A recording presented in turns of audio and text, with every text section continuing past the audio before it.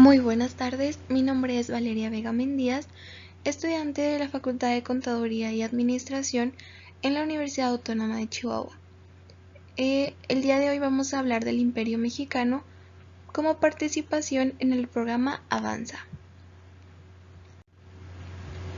México vivió una etapa de su historia a la que generalmente se le nombra como el primer Imperio Mexicano, la cual duró de 1821 a 1823.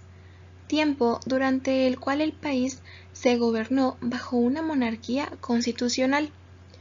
Hablando de los antecedentes, hay una guerra de independencia mexicana. La Guerra de Independencia de México fue un largo proceso político y militar que comenzó en 1810 y terminó en septiembre de 1821.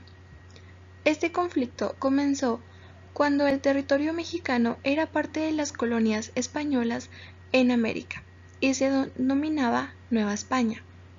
Cuando Francia invadió España y destituyó a Fernando VII, los habitantes de Nueva España se negaron a reconocer la autoridad francesa. Es decir, en un comienzo, la Guerra de Independencia fue un acto de lealtad al rey español. Sin embargo, a lo largo de los 11 años que duró la guerra, los intereses de diversos grupos guiaron la lucha hacia el objetivo de instaurar a México como un estado independiente de España. Esta guerra fue el primer antecedente del imperio de Iturbide, ya que este imperio fue la primera forma de gobierno que tuvo México una vez que fue declarada la independencia. ¿Quién fue Agustín de Iturbide? Agustín de Iturbide era un militar y político que al comienzo de la guerra luchó a favor de las fuerzas realistas, es decir, se oponía a los insurgentes que buscaban la independencia de México. Sin embargo, en 1820, en España, cambió la situación política debido al triunfo de una revolución liberal que perjudicaba los intereses de la clase aristócrata mexicana, entre quienes se encontraba Iturbide. Por eso, en los últimos años de la guerra, los conservadores cambiaron de posición, apoyaron el objetivo de la independencia y lograron el éxito en 1921. Durante la guerra, Iturbide se destacó tanto militar como políticamente y se convirtió en un candidato atractivo para ocupar el gobierno. Agustín de Iturbide se había convertido en un personaje central en la política mexicana durante la Guerra de Independencia, como militar destacado del ejército realista. Luego se unió a los insurgentes y favoreció la victoria. Aunque fue elegido por un congreso, durante su corto gobierno ganó multitud de enemigos debido a sus malas políticas económicas y la disolución del Congreso. Su gobierno fue finalizado por un golpe de Estado que reinstauró el poder parlamentario y declaró a México como una república. Las causas. La principal causa de la formación del Imperio Mexicano fue la creación de un Estado fuerte ante las potencias europeas y la emulación del proyecto de la Gran Colombia con la unificación de las naciones centroamericanas ya independientes de las colonias españolas. Como consecuencia, con la llegada de Agustín de Iturbide, comenzó el primer Imperio Mexicano, periodo siguiente a los Tratados de Córdoba, que propició cambios inmediatos en su instauración, como la expansión del territorio mexicano, agregando a las nacientes repúblicas centroamericanas, e instauró una monarquía que aspiraba a apoyar a Fernando VII en su regreso como emperador de España. Primer Imperio Mexicano.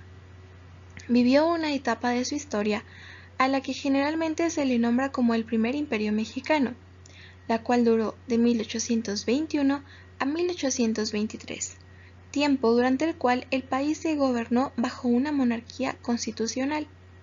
Esta forma de gobierno estaba asentada en el Plan de Iguala y ratificada en los Tratados de Córdoba, que estipulaban un gobierno a cargo de un representante de la casa reinante en España. Durante este proceso, para conformar el primer imperio mexicano, se nombró una junta provisional gubernativa, conformada por miembros del clero y personajes ricos, como los terratenientes y comerciantes, y ningún insurgente. Entre las figuras que conformaron esta junta estuvo Juan O'Donojú y Agustín de Iturbide, que fueron nombrados regente de la junta, que al poco tiempo lanza una convocatoria para instalar un congreso, mismo que se instaló como tal el 24 de febrero de 1822, con 3 bloques políticos que pugnaban por sus diferentes ideas y opiniones: los partidarios de Iturbide, llamados iturbidistas, los borbonistas y partidarios de que un miembro del reino español gobernara México, y los republicanos, conformados por insurgentes que pugnaban por un gobierno republicano. De estos 3 grupos fueron los iturbidistas los que triunfaron imponiendo a Agustín de Iturbide como primer emperador del Imperio Mexicano, toda vez que en España se desconocieron los tratados de Córdoba y así también la independencia del país.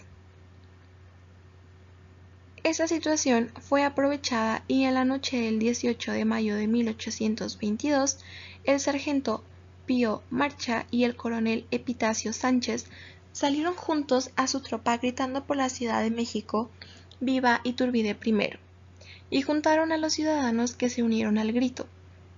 Iturbide, que según algunos historiadores no aceptaba tal cargo al principio, acepta ser embestido como primer emperador de México. Así, el 21 de julio de 1822 es coronado en la Catedral de la Ciudad de México como Agustín I. Durante su corto gobierno, que corrió del 18 de mayo de 1822 al 19 de marzo de 1823, el país vivió un absolutismo y miseria que acarrió críticas del Congreso, el cual Iturbide disolvió para formar una Junta Nacional instituyente que fuera afín a sus aspiraciones dictatoriales. Antonio López de Santana desconoce a Agustín de Iturbide como emperador, mediante el plan de Casa Mata. Vicente Guerrero y Nicolás Bravo también se levantan en armas pidiendo la reinstalación inmediata del Congreso. Reinstalado el Congreso el 7 de marzo de 1823, el emperador Agustín I abdica a la corona del Imperio Mexicano el 19 de marzo del mismo año y parte hacia el exilio desde el puerto de Veracruz el 11 de mayo de 1823 hacia Europa. En México, poco tiempo después es declarado traidor, por lo que a su regreso es aprehendido y fusilado el 19 de julio de 1824. En la localidad de Padilla, Tamaulipas. El primer imperio mexicano tuvo una extensión territorial de 4.925.283 kilómetros cuadrados, teniendo a las provincias centroamericanas como parte del mismo. Al integrarse en 1822 a México, declarándose independiente de España y separándose del Imperio Mexicano en 1823. Medidas económicas y la eliminación de voces opositoras. La familia imperial tenía una cantidad de gastos exorbitante, lo que creó un enorme déficit fiscal. Para subsanarlo, Iturbide solicitó un préstamo que fue pagado por el Estado, es decir, por los habitantes. Para eso aumentó los impuestos y recurrió a la emisión de papel moneda en exceso que, como consecuencia, perdió valor. Por último, expropió conductas de plata que estaban en manos privadas, lo que aumentó el descontento de la población.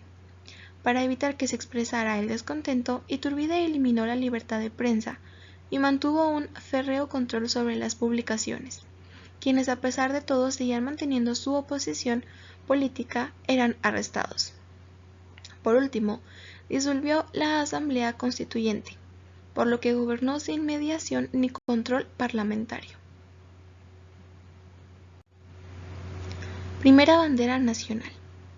Durante el gobierno de Iturbide se establecieron los primeros símbolos patrios, entre ellos la bandera nacional, con los colores verde, blanco y rojo. La bandera y el escudo eran muy similares a los actuales símbolos del Estado mexicano. pero con la diferencia de que el águila en la bandera y escudo imperiales no apresaban a la serpiente, y además estaba coronada, para representar el carácter monárquico del nuevo estado. Disolución. En febrero de 1823, mediante el ya conocido Plan de Casamata, liderado por Antonio López de Santa Anna, se produjo una rebelión, también apoyada por Vicente Guerrero, quien había apoyado la coronación de Iturbide, en la que exigían que se reinstalara el Congreso, se anulara el imperio de Agustín I y que la monarquía deviniera en república, implementada en 1824. Producido el golpe de Estado, finaliza el mandato de Iturbide 9 meses más tarde, abdicando la corona en el Congreso el 19 de marzo de 1823, y se embarcó hacia Europa el 11 de mayo. Finalizada la etapa de Agustín I, Centroamérica se independizó de México, e Iturbide fue acusado de traidor por el Congreso. Después de que el Imperio mexicano fuera disuelto, las provincias centroamericanas, decididas para emanciparse de México, crearon su propia federación. No hay registro histórico de esfuerzos mexicanos de volver a tomar los territorios. En abril de 1824, el Congreso declaró traidor a Iturbide.